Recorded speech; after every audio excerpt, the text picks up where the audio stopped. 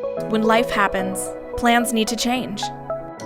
Shaping Change, hosted by certified financial planner Ross Marino, is dedicated to helping financial advisors better serve their clients when life takes those unexpected turns.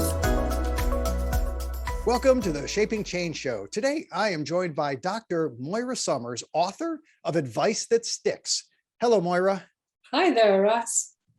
Thanks for being on the show today. Love the book Advice That Sticks. I know it was on Michael Kitz's summer reading list. Was that last summer or summer before? I think remember. The last summer of normalcy, it was on the reading list.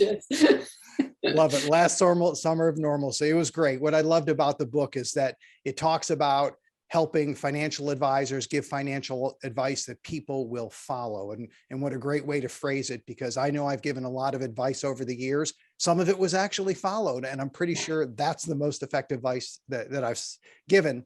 Now, you have a history within this industry. You've been helping financial planners help their clients and understand how clients think for many years, but you didn't start in this industry. Can you go back a little bit and take us to where your career started and how you ended up helping financial advisors? Sure.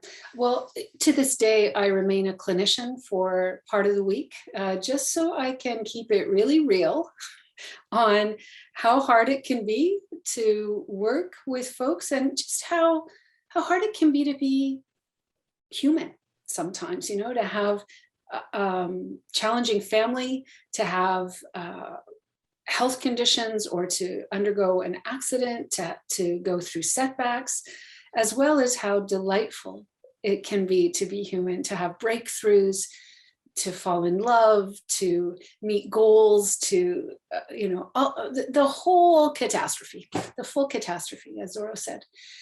So I started out as a neuropsychologist, a clinical neuropsychologist. And as I said, I continue to do that to this day. I work with people who've had very significant neurological diseases and mental health problems. I do work with people who've been diagnosed with conditions like dementia, multiple sclerosis, Lou Gehrig's disease, people who've gone through traumatic brain injuries. That part of my job is rarely a laugh riot, but it's very meaningful and rich. And it's there that I began to really understand that it's not enough to have deep subject matter expertise in anything. That what really mattered was understanding what patients in this case were ready for, and how it is that I could meet them where they were in their life journey, in their struggles, with their particular constellation of strengths, and help them make tweaks, help them follow through on things that other members of a multidisciplinary team might be recommending to them, help them figure out where the stuck points were and how to get them unstuck, using both their own resources as well as other people on the team, other people in the network, how to set up the environment so that the right thing could happen. So that's my background. That came on the heels of doing a doctoral dissertation on procrastination, which of course is all about the difficulty we have sometimes following through on our own best intentions for our lives, let alone what somebody else might advise us, just what we ourselves thought we ought to be doing. So those are the waters I've been swimming in for a long time. And over time, you pivoted to helping financial advisors, financial planners work with their clients. And what I know you and I have discussed is how financial planners really are on the front lines. And we talk to our clients frequently, but not every day. So if you talk to someone once a quarter, maybe a couple times a year, it's often apparent to us when their faculties are all of a sudden diminished. We know immediately when someone who's never missed a phone call appointment all of a sudden completely forgets that they had an appointment, or something else just seems amiss. And that really influenced what you do for us. So can you talk a little bit about that epiphany? Mm-hmm. Yeah, I had a couple of calls to do assessments on people whose difficulties had been brought to light by their financial advisors. So advisors who had requests to release large sums of money to total strangers that had never been part of the patient's life before. And so, they were concerned they were being financially abused, as well as people who were calling their advisors asking for the same thing repeatedly. Am I going to be okay? Am I going to be okay? Am I going to be okay? Not in a fretful way, but in truly an uncomprehending way, if I can make that distinction.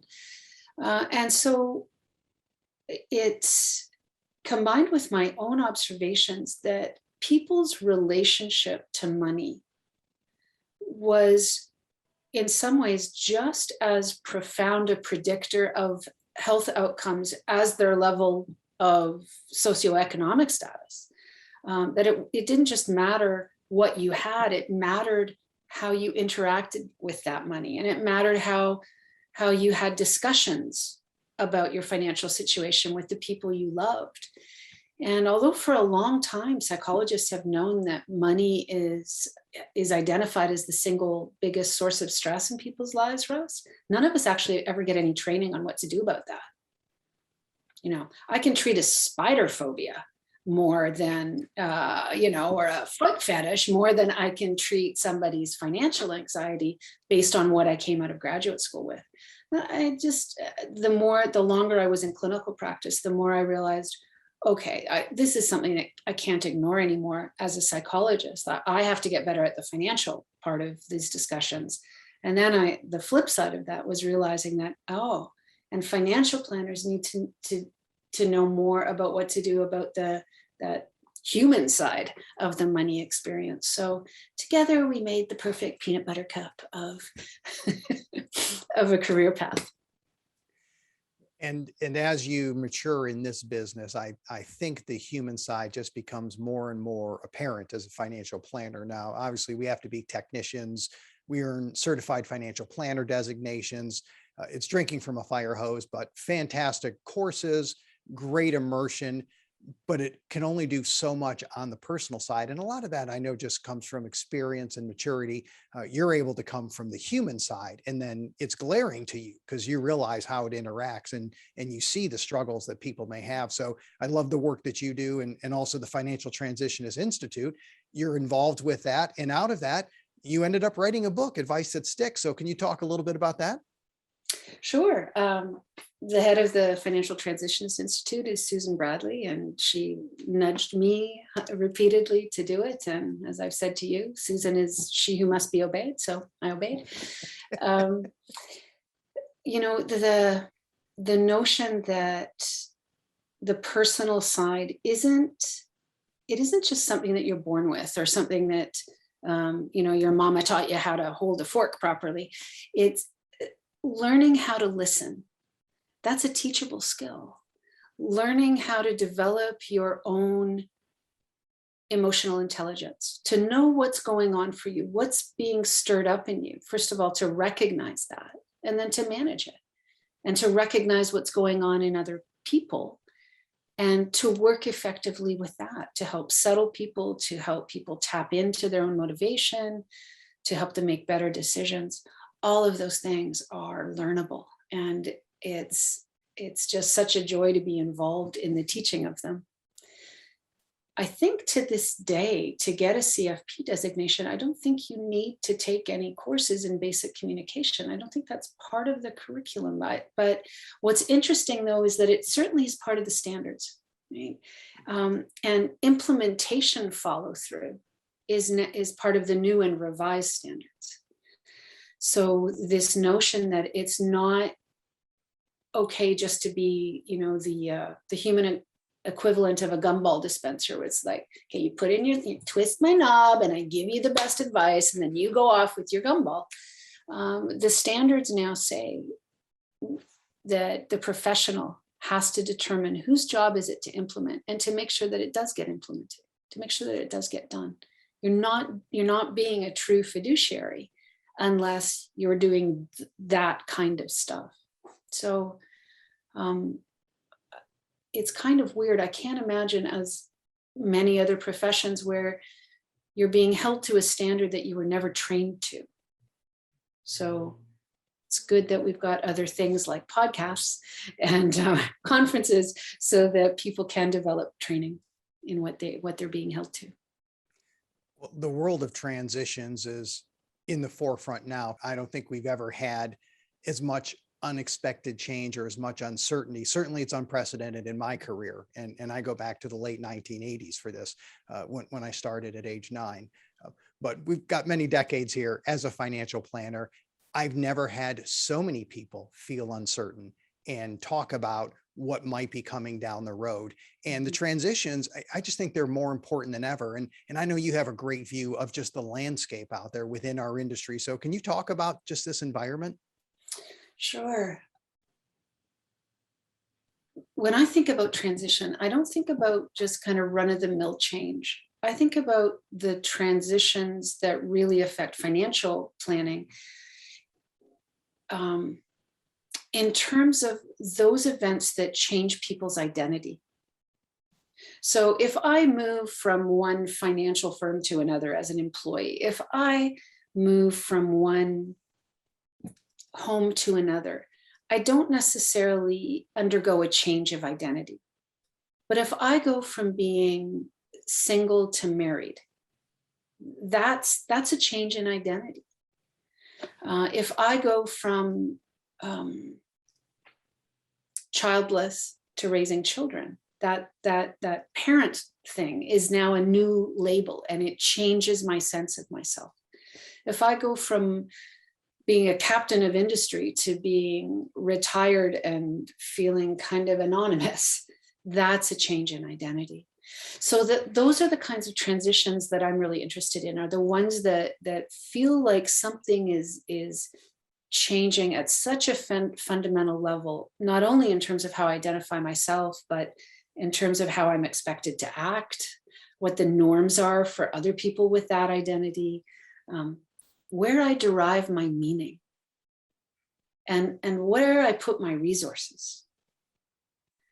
Those are some of the key differentiators of transition events versus lesser life change events. And that's certainly what we're seeing for many people, the identity change, the life changes that are so dramatic that who they are becomes challenged or just changed, and they know it, and then they have to figure that out and trying to make financial decisions in the midst of all that. It's incredibly challenging, isn't it? You know, COVID came upon us so rapidly. So unless you happen to work at the Center for Disease Control or the World Health Organization, which has known for a long time there'll be some event sometime like this, most of us just went, holy cow, and had to adapt as we went. I think the similarity is that many of us have learned that flexibility is key to making these changes, and flexibility is also key to making successful life transitions. There's a certain amount of anticipation that we have for certain events. So retirement would probably be the financial planner's standard transition that they help people for. And that one's got you can see that a long time off, usually. But other events are just boom, they just come on you, like the person you thought you were connected to forever tells you he wants out of the marriage, or the love of your life dies,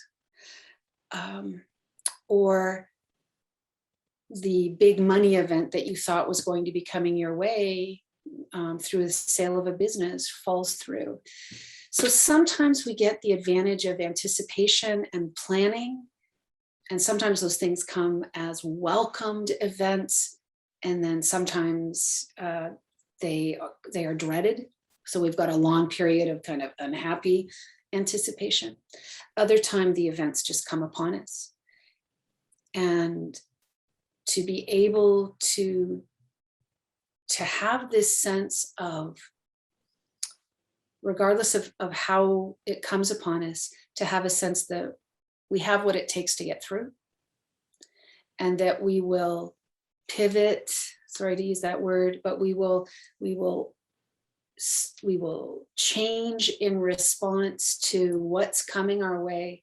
We'll be willing to adapt if what we thought we were aiming for has proven to be impossible for us to get to. Those are some of the key qualities, that sense of I can do this, as well as, and if I have to change in order to be well in light of this, I can do that too. I recently interviewed Dr. Kelly Crace from William and Mary, and we talked a lot about flourishing and the characteristics of people who flourish during transitions. And he really puts an emphasis on intention and work. And you're not born Superman or Superwoman when it comes to this. You really have to put some effort into it. And I know you've done work on people who are on the opposite end of the spectrum, people who aren't necessarily flourishing, but they're struggling.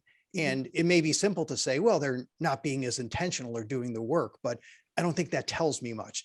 I want to be able to observe and help people when I see them in this situation. So can you talk about some of the characteristics of the people that aren't flourishing, that are struggling? And then we'll go into, is there anything a financial planner can do to help? Sure. Well, Dr. Crace is absolutely right. There isn't sort of a resilience, a robust resilience personality characteristic that stays stable across time.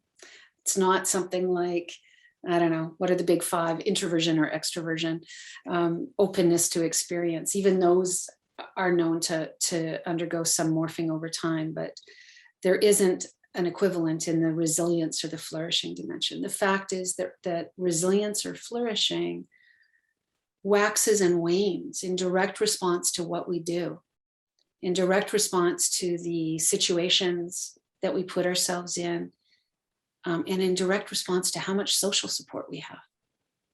So no matter, if somebody has been an underdog in the resilience department, those folks can turn around and surprise the heck out of you.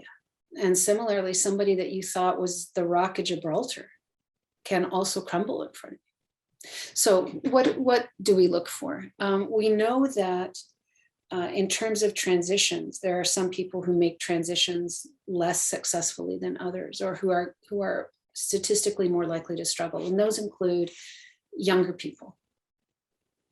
That includes people with fewer economic resources. It includes people who have multiple negative transition events piled up on top of each other. So somebody who's just retired from a career that they didn't want to retire from, or lost a job and then lost a house, or somebody who has gone through a long and prolonged illness with a spouse or a child, and then lost that person, and then lost the network, the normal social network that goes with being part of a couple or part of a school community, for example. So younger, fewer economic resources, multiple negative transition events stacked up on top of each other, that puts you in a group that is more likely to struggle. But more than all of those other things combined, the research that has come out of the work we're doing at the Sudden Money Institute, or the Financial Transitionist Institute, as it's called now, is that it's the people who struggle to find meaning, who can't make sense of what is going on for them. And that meaning doesn't have to be something really profound, like the Almighty picked me out. It can be something like, yeah, crap happens and it just happened to be my turn. Like even that amount of even that amount of explanation seems to settle people. It's the folks who are just spinning, trying to figure out, who am I now? And what does this mean? And why did it happen to me? And who can't seem to answer that. Those are the folks who really, really struggle in transitions. That, at least from our first round of research, that seems to be the case. I'm sure most financial planners have experience with people like that, where it may not come up with every conversation, but we certainly are exposed to those types of conversations where there are people that 5 years, 10 years after a major event, and they're still struggling. And it's something that's always baffled me. Not that I'm wondering why are they like this. It's what is it that is preventing them? What is their obstacle? Why is it so hard to move through? And it's complex. I'm my favorite saying here is #clueless. Right. The more you learn, the more you realize just gaps. There's gaps everywhere, Moira. There are just so many things that once you fill a gap with a piece of knowledge, you think, oh, I get it. Well, there's still 100 other gaps in whatever the topic is, at least. So you struggle with that and you want to reach out and help those people. Mm-hmm. But I want to pivot back to with the book, Advice That Sticks, and the follow through. And I saw a recent announcement, which is a new venture of yours or a new opportunity with the company Knudge. Yes. I'd been watching that company, love Knudge, love what they're doing. I've read, I followed a little bit, and then all of a sudden I saw your name attached to it. And I thought, okay, now I got a deep dive. Dr. Moira's involved. They got things going on. So can you tell us about what's happening at Knudge? Sure. So this is company Knudge with a K, Knudge, like Knight. And their whole raison d'etre is to help people follow through. So you can see why I was just so excited to learn about their existence.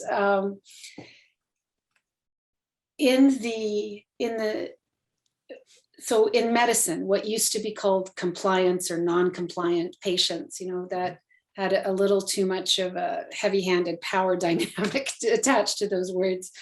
Bad Hogan's Heroes episodes about having ways to make you comply, I think, made them nice. Go to the language of adherence. What makes it possible for patients to adhere to a treatment protocol?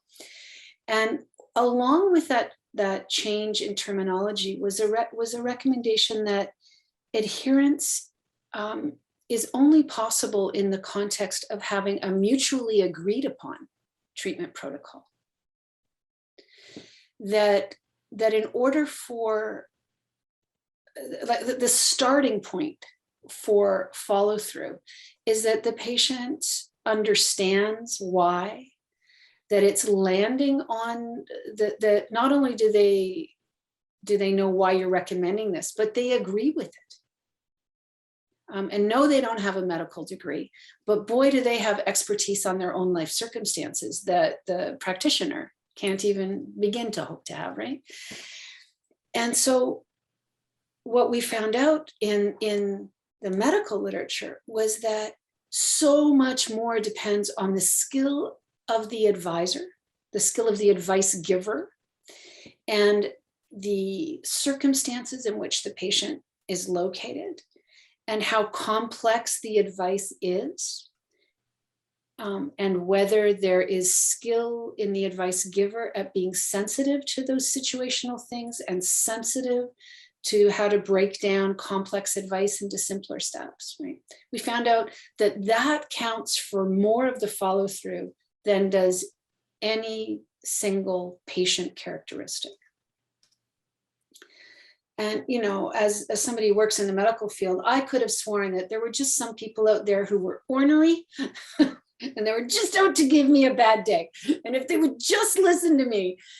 But, the more that I sort of sat with those findings, sat with the data, I recognized, I do have to be willing to enter into their phenomenological world, at least long enough to be able to make sure that we've got a shared vision of what's going on here. And then beyond that, that's just the beginning, because sometimes what makes people not follow through with advice isn't that they've decided, I changed my mind. It's that it got kicked off the radar. They forgot. There were competing demands on their time, their energy, their money, right? Has that ever happened to you? It happens to me all the time. Like, that was 3 times a week. I told the personal trainer I'd be working out. It's not even that I just sort of blow it off. It's that I forget sometimes. And so Knudge came along with their desire to just simply, it's a really simple business strategy, right? Which is to help advisors and their clients manage the to-do list. Which means, how do we help stuff from falling off the radar? And how do we ensure that we do have a mutually agreed upon plan here? That it's not just the advisor's hubris or the advisors, I've given this 1,000 times before, here's your bubble gum, that it's really tailored and specific. And so I was so excited to learn about that endeavor, and even more excited to be able to say yes to them when they asked me to come on as a behavioral strategist to start really tweaking how we give reminders, for example. How do we do that in a way that is welcome and doesn't just feel like a nag, like, I said I'd do this for 16 years previous, and now you're telling me I still need to do this. How do we work with that? It's not that people don't know and don't believe that they need to get a will. Like, I think most advisors can, up the argument on that to a point where people will at least nod in the direction of that wisdom. But nevertheless, it's a sticking point for a huge number of North Americans, the majority of whom do not have up-to-date wills. So what do I do about that? And so that's the kind of stuff that I'm excited to get involved with Knudge.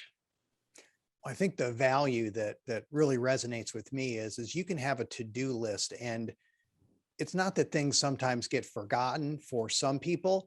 It's that it really is pushed out of the way. And I just had a recent phone call sitting in the parking lot at the grocery store with a client who told me they were able to do one thing, and we had a long list.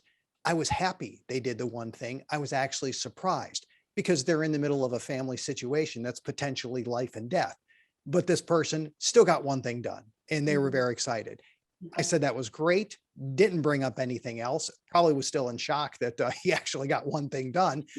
But you want that list, and it's kind of the now, soon, and later. If it's not a now item, you can put it on soon. And if you have a to-do list like Knudge, I guess it allows you to just kind of bank it for a little bit, and we can come back to it because your life just got turned upside down. Might be 3 weeks, might be 3 months, but if it isn't urgent, that's okay. At least it stays on the to-do list. And to be able to effectively manage that as financial planners, I think that's a great service. It is. And it's not only for advisors and their clients, it's for advisors and the centers of influence or the external referral. Did we make sure that person to whom we referred the client actually got back to the client? Can we nudge ourselves into doing the things that we need to do? And I love your bringing up the now, soon, and later conversation, Ross, because that is, like I said, clients are the experts on their own lives. They're the ones with boots on the ground who are the ones dealing with all of the loveliness and all of the messiness of life. And when stuff is when nudges in this example are being silenced or postponed for a while, that in itself can become an invitation to have the conversation about what's happening. And not in that naggy way, not in that blaming or shaming way, just, hey, I've been thinking about you. I know that you wanted to get to that, and you've determined that you just can't right now. Is there anything I can do for you? What we know is that the more difficult the life transition that the person is experiencing, so if there's grief involved, if there's huge pending loss, if there's just technical complexity, all of those things that push it off the radar, we know that if you give any homework to a client in those circumstances that requires independent follow-through, it's kind of a crapshoot, you're not likely to win, like truly a crapshoot. The odds are against you because there's just so much more. And so for you to see that things are going undone can be a nudge for you to think about, is there a way that I could be making this complex advice simpler? Is there a way that I and my team can be taking over some of these steps for the client?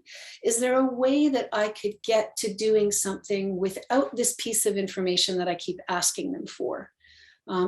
Do I really need to know their hydro bill for the past 5 years in order to be able to tell them what their retirement spending could look like? Those kinds of things. So helping us to get more flexible in what we do, to realize that, the perfect plan A that was never, ever going to be implemented is a poor second fiddle to the suboptimal plan B that the client actually has juice for, and can get moving on. Because here's what we know again from the research, Ross, that non-implementation begets non-implementation. If you're in park, you're likely to stay in park. It's like some fundamental law of behavioral physics, right? It's like bodies in motion will stay in motion, bodies at rest will stay at rest. Well, what gets a body at rest into motion? That's right. Sometimes life does it. Sometimes, pressure from family members does it. Sometimes circumstances do it. Sometimes sometimes motivation wells up in people. Sometimes insight helps, but sometimes it's the presence of a trusted advisor. And so when you can take somebody who's been stuck on something for so friggin' long that they're embarrassed by it or ashamed of it or dispirited, like they think it's too late now, and you can get such people into action, you start to grow a little cape. People really appreciate when you can get them into action.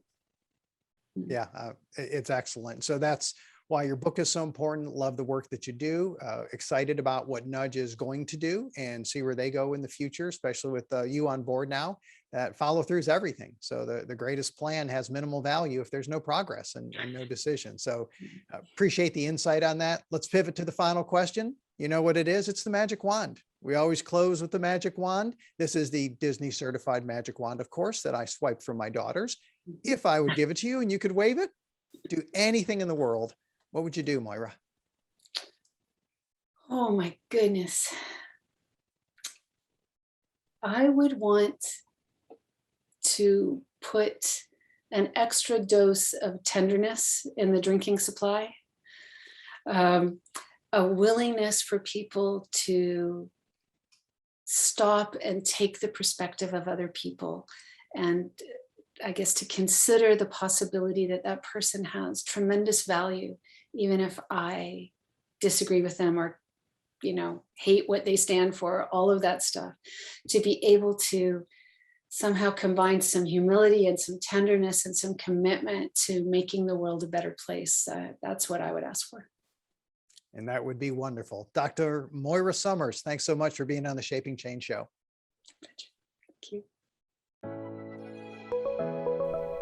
Thank you for listening to Shaping Change with Ross Marino.